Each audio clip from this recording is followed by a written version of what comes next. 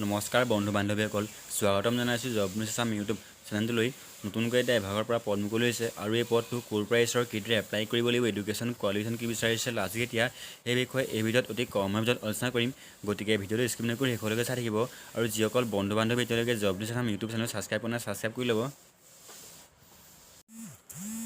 এই এডভাৰ্টাইজমেণ্টখন আহিছে ইণ্ডিয়ান বেংকৰ ফালৰ পৰা। ইয়াত এপেণ্ডিক্সৰ পোষ্ট মুকলি হৈছে।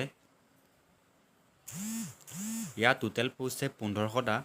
তাৰে ভিতৰত অসমৰ কাৰণে টোটেল পোষ্ট আছে 29টা, SCৰ কাৰণে আছে 2টা, STৰ কাৰণে আছে 3টা, OBCৰ কাৰণে আছে 7টা, EWSৰ কাৰণে আছে 2টা আৰু UR আনৰিজাৰ্ভৰ কাৰণে আছে 15টা। বয়স বিচাৰিছে 20 বছৰৰ পৰা 28 বছৰ বয়সলৈকে। এডুকেশ্যন কোৱালিফিকেশ্যন বিচাৰিছে degree pass, arts science commerce যিকোনো ষ্ট্ৰীমৰ পৰা ডিগ্ৰী পাছ কৰিব লাগিব। আৰু যিসকল SC ST আৰু যিসকল OBC তেওঁলোকক 3 বছৰ আৰু যিসকল PWD তেওঁলোকক 10 বছৰলৈকে এজ ৰিলেক্সন দিয়া হৈছে।